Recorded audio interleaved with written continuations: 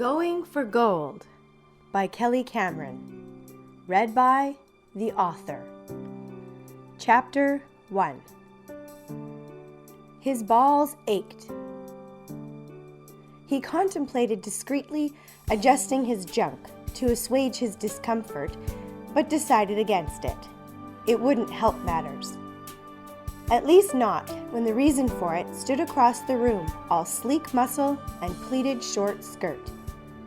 She had been taunting him with that cheerleader body of hers since the day she'd come to work at the gym back in the fall.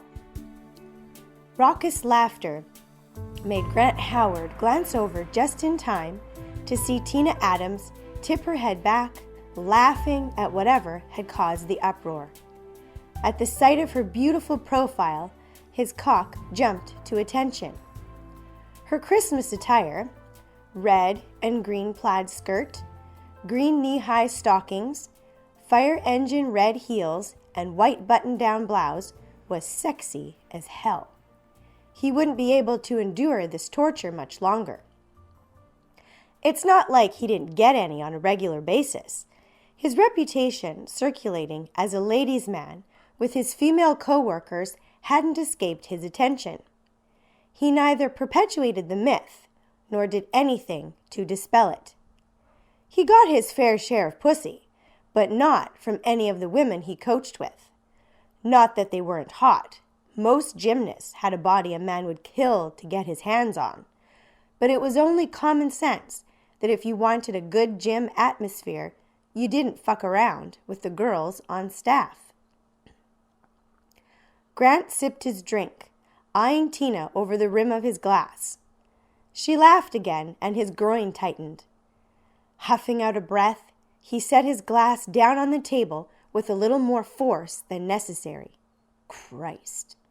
He stared at the clock on the wall, ignoring the festive mood of the partygoers, barely noticing how the boardroom had been decorated with mistletoe, garland, and other Christmas decorations. Only 1 hour in. He hadn't been at the party long enough to call it a night and head out to the bar to find some real action.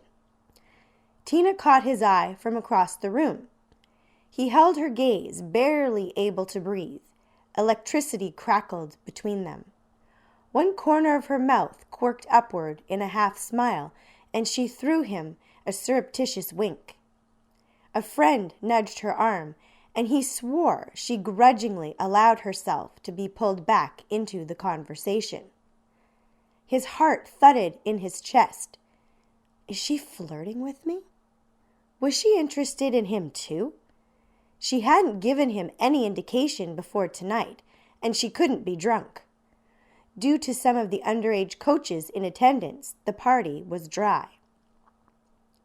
Grant threw back the rest of his punch, wondering if he should just go for it. Then one way or another, he could get over the effect she had on him. One way would be to sink my cock into her. He cut that train of thought off at the pass. Bad idea, man. If things didn't go well, work would be hell.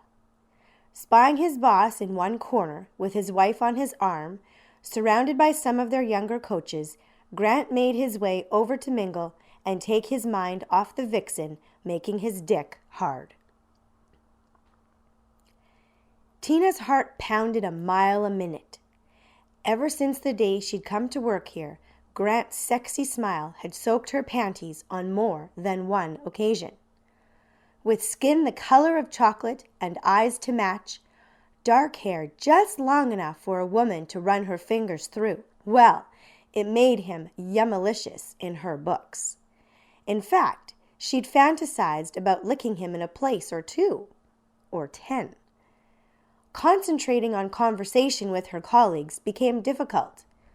Not when her eyes were glued to Grant's fantastic ass, perfectly showcased in khaki-colored dress pants, that strolled across the room to speak with their boss. The change in his attire tonight kicked her libido into overdrive. She loved the way his muscular gymnast body could fill out a pair of track pants and plain t-shirt, but seeing him in casual dress made butterflies flit furiously around her insides. She envisioned slipping the buttons free on his black dress shirt and peeling it down his arms to expose his fantastically ripped torso.